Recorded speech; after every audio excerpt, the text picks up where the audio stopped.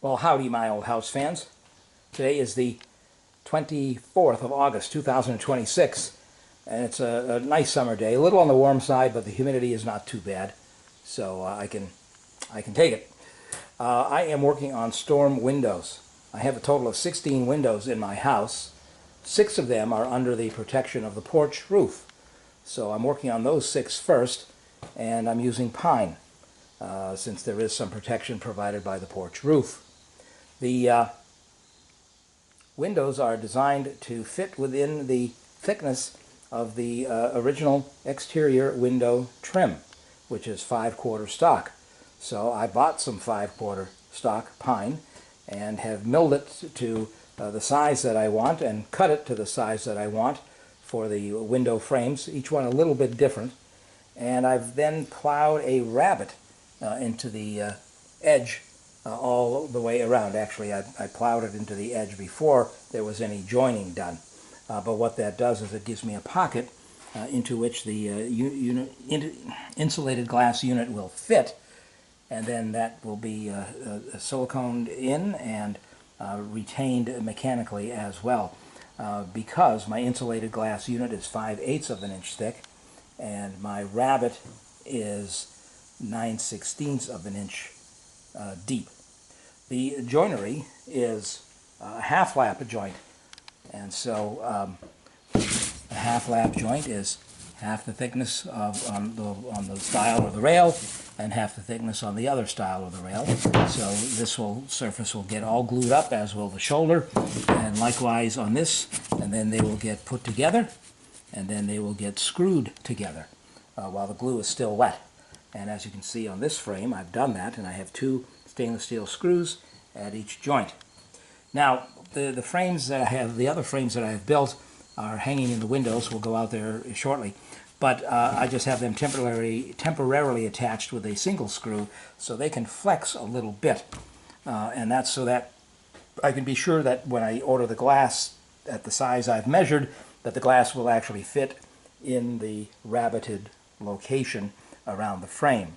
And of course the glass is square, but the frame might move a little bit, and that's fine. So when I glue it up, then I'll put the glass in, and then once everything is square with the glass, then I will secure the joint with the 2 screws times 4 joints, and that'll give me a nice solid frame.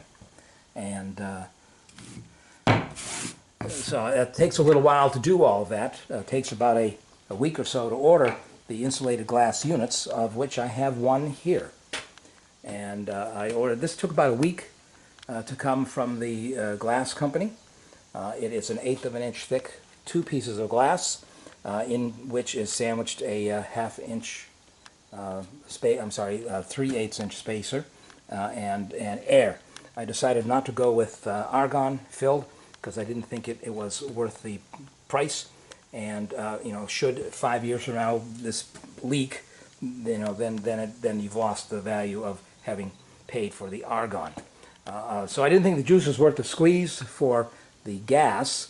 And as I say, while argon is denser than oxygen and nitrogen, you know, I do have some gas density in the sandwich by virtue of the fact that air is mostly nitrogen and with some oxygen. So this does fit. As I say, I've had it in and out of the frame a few times before I finally glued and screwed the frame, so I know it fits. And it wasn't terribly expensive. So it is low E glass, so I do get some rejection of the ultraviolet, which is, I thought, more useful than the argon.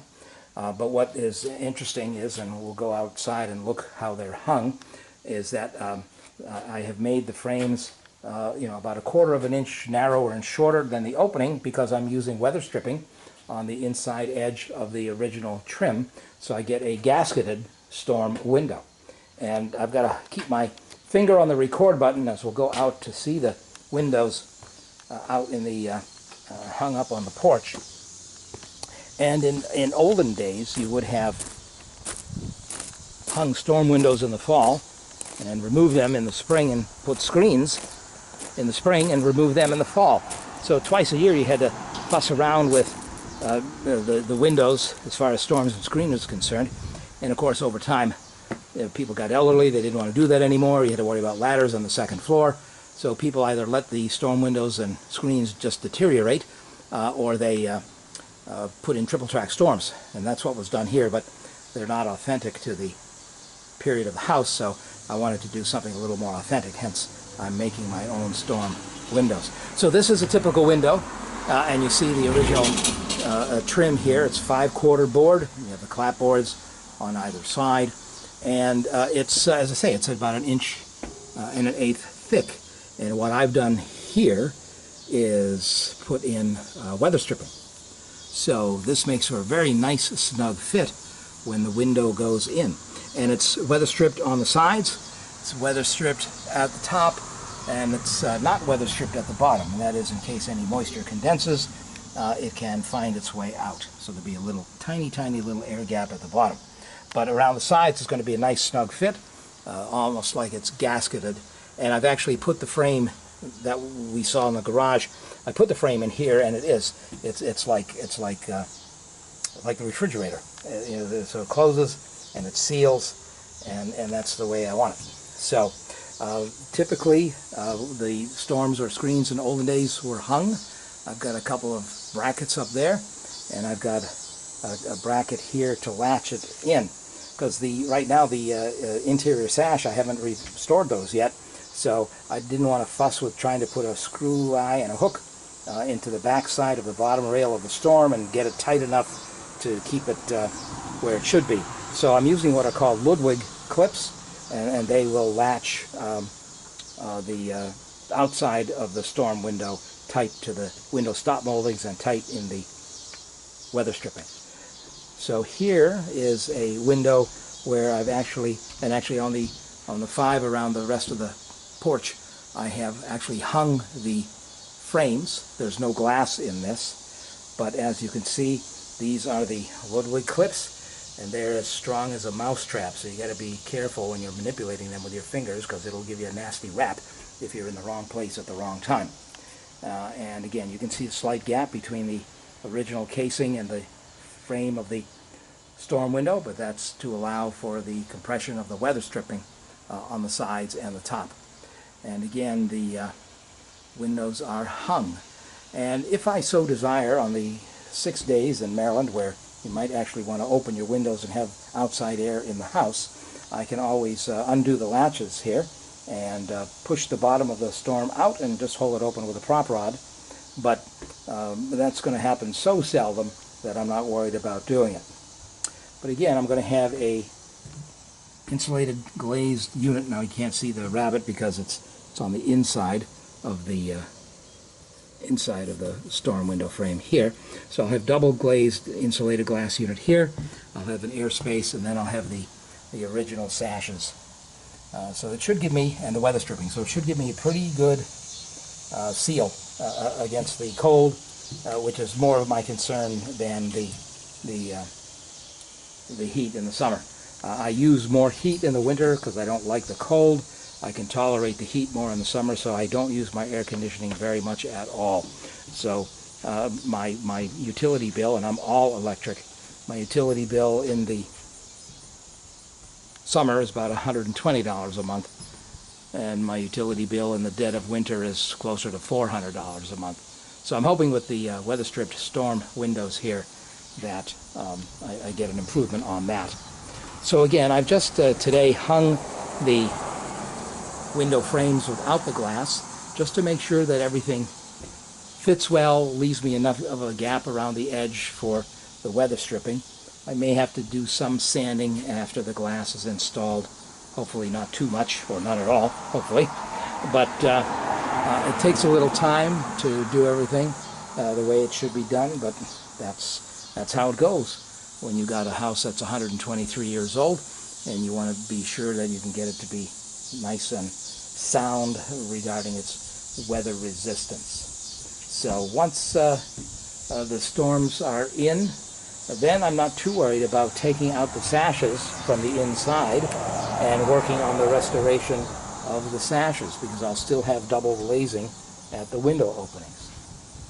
So that's what's going on. Again, you've got the Ludwig clips that hold the storm window tight to the stops, and the hangers at the top, which make it fairly easy, at least here on the porch, to put the storm window in place. And again, in the olden days, they actually had a little numbered button that they would nail into the storm window or the screen, and they would nail it into the window sill so that you knew which window and screen went with which window.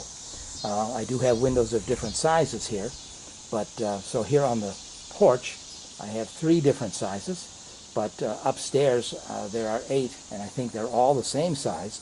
It might vary by a tiny fraction of an inch, but it would be good to know, since they're all the same size, if they were an eighth of an inch or a quarter inch variation, then it helps to know exactly which one goes exactly where.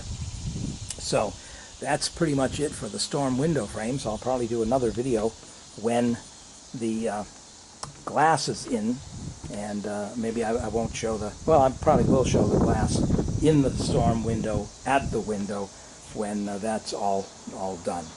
But so far so good, not too expensive, not too much time. Of course, these are easy to get to. I'm standing on the porch.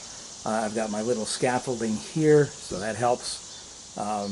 When it comes time to doing the second floor, I'll probably be standing on the porch roof, and I'll be able to do 6 windows there. So I really only have 4 windows that I can't stand on something with plenty of room, but 2 of them I could still stand on a